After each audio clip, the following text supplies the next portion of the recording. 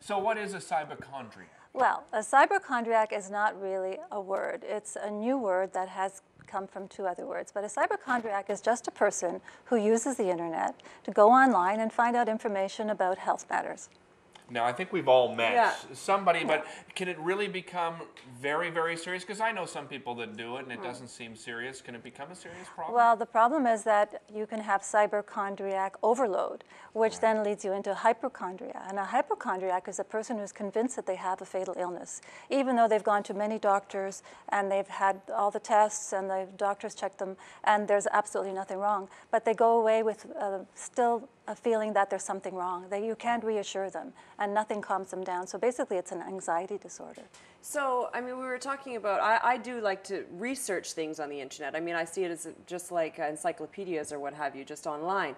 But you were mentioning that it becomes a concern when people are actually diagnosing themselves. Is that right? Yes, and one of the pitfalls of information on the internet is that a little information can be too much. If you know a little bit about something, it doesn't mean you have the whole story. So when you do, and one of the problems is that people tend to go on the internet, look at their symptoms, see a whole bunch of symptoms, and if they have one or two, then they're convinced that they might have the thing. Like you think that you just diagnosed yourself if what you just read about sounds like what you have.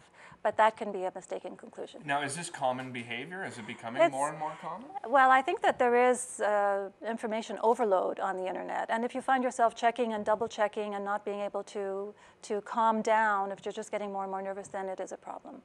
But one of the things that you need to be aware of is that you should not diagnose yourself from information that you have on the internet. You should always go to a doctor.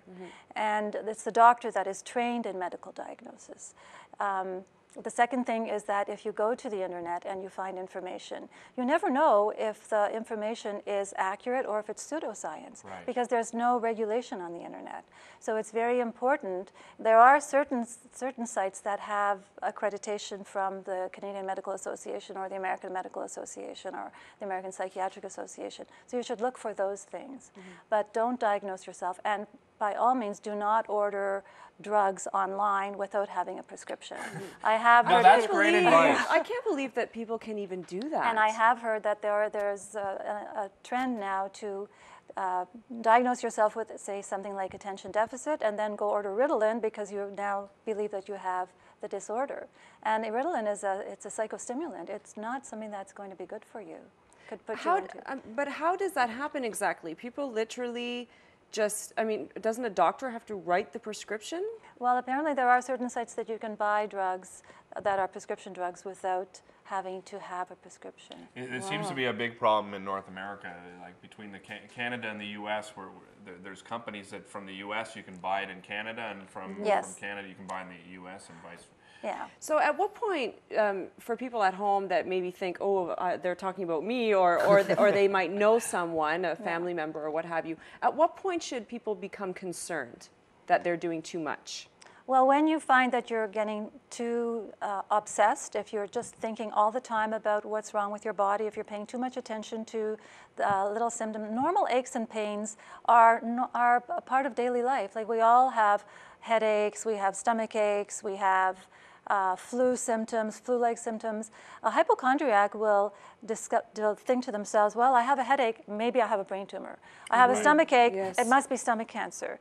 I have some flu-like symptoms, maybe I have AIDS. And then they're convinced they have AIDS and they go to the doctor and they are looking for a diagnosis. So that's when you should know that you're starting to get into cyberchondriac overload. Now, is it possible that somebody might not even realize this is happening to them? And if they don't, what does a loved one or a friend do to help them?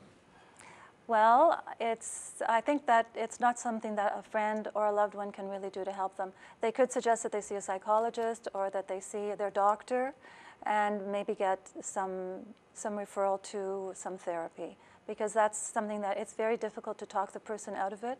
The person is hyper-focused on their own body, and that's all they think about is paying attention to their body. If they forget to check about their body, then they remind themselves, oh, I wonder if it's still there. And it's a constant preoccupation with their own body.